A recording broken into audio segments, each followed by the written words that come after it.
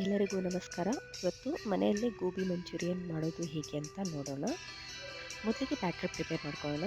ಅದಕ್ಕೆ cornflour, rice floor ಮತ್ತು gobi manchurian masala ಸಿಗುತ್ತೆ. ಅದನ್ನು ಹಾಕಿ ಸ್ವಲ್ಪ ಉಪ್ಪು ಮತ್ತು ಖಾರದ ಪುಡಿ ಹಾಕ್ಬಿಟ್ಟು ಮಿಕ್ಸ್ ಮಾಡ್ಕೊಳ್ಳಿ. ಎಷ್ಟು ನೀರು ಬೇಕು ನೋಡಿ ಕನ್ಸಿಸ್ಟೆನ್ಸಿ ಪ್ರಕಾರ ಬ್ಯಾಟರ್ ತಯಾರು ಮಾಡ್ಕೊಳ್ಳಿ. ನಾನು ಗೋಬಿಯನ್ನು ಮೊದಲಿಗೆ ಕಟ್ ಮಾಡಿಕೊಂಡು ಸ್ವಲ್ಪ ಬೆಚ್ಚಗಿರೋ ನೀರಲ್ಲಿ ಉಪ್ಪು ಹಾಕಿಬಿಟ್ಟು ಚೆನ್ನಾಗಿ ಕ್ಲೀನ್ ಮಾಡ್ಕೊಂಡಿದ್ದೀನಿ. ಅದನ್ನು ಇವಾಗ ಬ್ಯಾಟರ್ಗೆ ಹಾಕಿ ಚೆನ್ನಾಗಿ ಮಿಕ್ಸ್ ಮಾಡಿ ಇವಾಗ ಗ್ರೇವಿ ಪ್ರಿಪೇರ್ ಮಾಡ್ಕೊಳ್ಳೋಣ. ಅದಕ್ಕೆ ಒಂದು ಪಾತ್ರೆಗೆ 2 ಟೀ ಸ್ಪೂನ್ ಆಯಿಲ್ ಹಾಕಿ ಬಿಸಿ ಆದ ತಕ್ಷಣ 1 ಟೀ ಸ್ಪೂನು ಸಾಸಿವೆ ಹಾಕಿ. ಇನ್ನೂ ನನ್ನ ಚಾನಲ್ ಸಬ್ಸ್ಕ್ರೈಬ್ ಮಾಡಿಲ್ಲ ಅಂದರೆ ಪ್ಲೀಸ್ ಸಬ್ಸ್ಕ್ರೈಬ್ ಬಟನ್ನ ಕ್ಲಿಕ್ ಮಾಡಿ ಗೃಹಂ ಬ್ಲಾಗ್ಸ್ಗೆ ಸಬ್ಸ್ಕ್ರೈಬ್ ಮಾಡಿ. ಇವಾಗ ಹೆಚ್ಚಿಟ್ಕೊಂಡಿರೋ ಆನಿಯನ್ನ ಹಾಕಿ ಚೆನ್ನಾಗಿ ಫ್ರೈ ಮಾಡ್ಕೊಳ್ಳಿ. ಅದಾದ ತಕ್ಷಣ 1 tea spoon ginger garlic paste ಹಾಕ್ಕೋಬೇಕು. ಹಸಿ ವಾಸನೆ ಹೋಗೋ ತನಕ ಎರಡನ್ನು ಚೆನ್ನಾಗಿ ಫ್ರೈ ಮಾಡ್ಕೊಳ್ಳಿ. ಅದಾದ ತಕ್ಷಣ ಇದಕ್ಕೆ ಹೆಚ್ಚಿಟ್ಟಿಟ್ಕೊಂಡಿರೋ ಕ್ಯಾಪ್ಸಿಕಮನ್ನು ಹಾಕಿ ಫ್ರೈ ಮಾಡ್ಕೊಳ್ಳಿ. ಇವಾಗ ಇದಕ್ಕೆ ಹೆಚ್ಚಿಟ್ಕೊಂಡಿರೋ ಟೊಮೆಟೊ ಕೂಡ ಸೇರಿಸ್ಕೊಳ್ಳಿ. ಚೆನ್ನಾಗಿ ಎಲ್ಲ ತರಕಾರಿಗಳನ್ನು ಫ್ರೈ ಮಾಡ್ಕೊಳ್ಳಿ. ಇದಕ್ಕೆ ಇವಾಗ ಟೊಮೆಟೊ ಸಾಸನ್ನು ಸೇರಿಸ್ಕೊಳ್ಳಿ ನಿಮ್ಮ ಟೇಸ್ಟ್ ಪ್ರಕಾರ.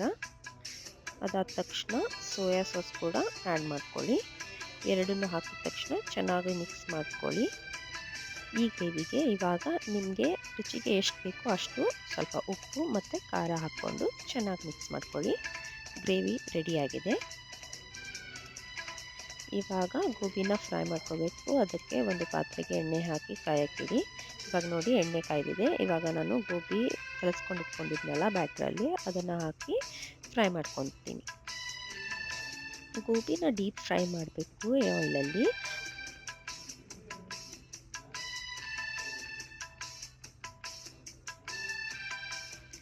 ಇದು ಇವಾಗ ಫ್ರೈ ಆಗಿದೆ.